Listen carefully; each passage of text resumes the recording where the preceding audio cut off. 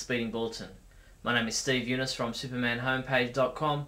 This is all the Superman related news there was during the week January 2nd to January 8th, 2009. In movie news, LatinoReview.com claim that their sources have revealed to them that Warner Brothers are looking for writers to pitch Superman movie script ideas to them that involve a main villain other than Lex Luthor. Writers have been told to come into the studio to pitch a story with a new villain, but again, the WB hasn't taken a shining to anything they've heard yet. As with all unconfirmed rumours, take this as you will until official word is heard from Warner Brothers. Later in the week, IESB.net posted a video interview with director-writer David Goyer, who revealed that Warner Brothers are currently holding back all DC Comics properties to formulate some kind of definite plan. Goyer said, "I think DC was responsible for 15% of Warner Brothers' revenue this year, something crazy like that, so they've realised that comic books, it's become a new genre, one of the most successful genres." MTV.com reported that Harrison Ford recently revealed to them during an interview that he was once considered for the role of Superman before Christopher Reeve was finally cast in the role for Superman the movie. He said, "I think back when Superman was first being done, I was vaguely in consideration, but it never came to the point of having to try on the tights." TV Guide's Matt Midovich's Mega Minute dishes some goss on what Sam Witwer had to say about whether or not Doomsday and Clark will go toe-to-toe again in future episodes of Smallville. They said, will Smallville's Clark, or perhaps Superman himself, eventually get a piece of Doomsday? Well, maybe the next episode, scheduled to air on Thursday, January 15th, will have all the answers. There's been much speculation regarding whether or not Smallville would go beyond the current 8th season, with the biggest obstacle being actor availability. Well, EW's Ask Osceola claims to have inside information on whether Tom Welling would come back for a 9th season. Apparently, according to a well-placed Smallville insider, Welling is nearing a deal to return for a 9th season. I'm sure we'll be hearing more about this as Season 8's finale draws closer. DC Comics announced that Final Crisis number 7, the conclusion to the epic miniseries that has shaken the DC Universe to its core, will arrive in stores with a bonus 7 extra pages of story at no extra cost. In this issue, the saga concludes with an apocalyptic battle for the soul of humanity that must be seen to be believed. Can the heroes of 52 Earths save the multiverse? Final Crisis number 7 is scheduled to arrive in stores on January 28th. Wizard Magazine has opened fan voting on their 17th annual Wizard Fan Awards.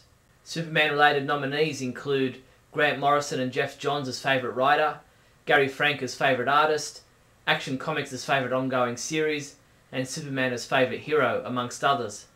Visit wizarduniverse.com to place your votes. Superman comics we reviewed this week included Superman 683, which was reviewed by Neal Bailey, who rated it a 3 out of 5, saying, "Some of it knocks your socks off and some elements are just odd and strange." The final issue of Superman and Batman vs. Vampires and Werewolves, issue number 6, was reviewed by Ralph Silver, who said, "I must admit that issue number 6 brought things to a rather weak conclusion," and he gave it a 3 out of 5. Michael Bailey reviewed Justice League of America number 28, giving it a 4 out of 5, saying, "I was very pleased with how this meeting of Justice League and Shadow Cabinet went." Justice Society of America number 22 was reviewed by Neal Bailey, who said, "This is among the absolute best comics, if not the best," and he gave it a 5 out of 5. Barry Fryman reviewed Final Crisis Secret Files number 1, rating it a 4 out of 5, saying, "The story reads like a 1970s Justice League tale, and that makes sense." Finally, Trinity number 31 was reviewed by Barry, Neil and Jeffrey, with all three guys once again rating this issue a 1 out of 5. Superman comics shipping this week from January 7th include Supergirl Cosmic Adventures in the 8th Grade number 2, Superman Supergirl Maelstrom number 5, Trinity number 32, Justice Volume 3 trade paperback, DC Universe illustrated by Neil Adams Volume 1 hardcover, and Justice League of America Series 3 action figures.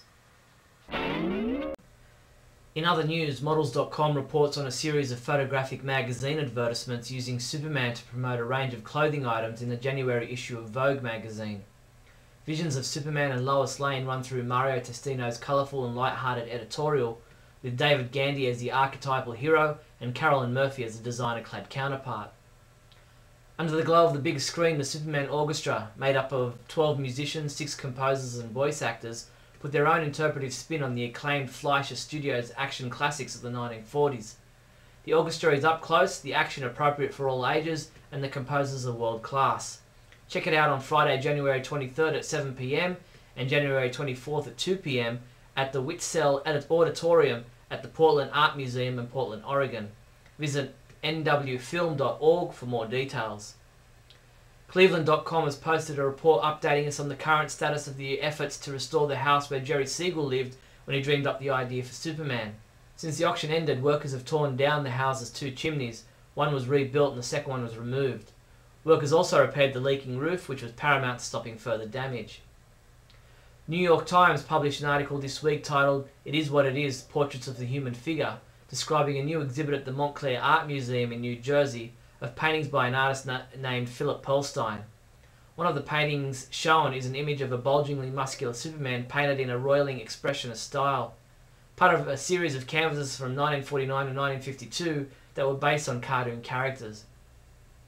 Superman homepage reviewer James Lance continues reviewing story arcs from the 1940s Superman radio series. This week he examines the Pennies for Plunder story, which sees Perry White, having won the election to be mayor of Metropolis, trying to stop a certain type of gambling from taking place in his city. That's all the Superman-related news there was for the week January 2nd and January 8th. I'm Steve Younis from SupermanHomepage.com.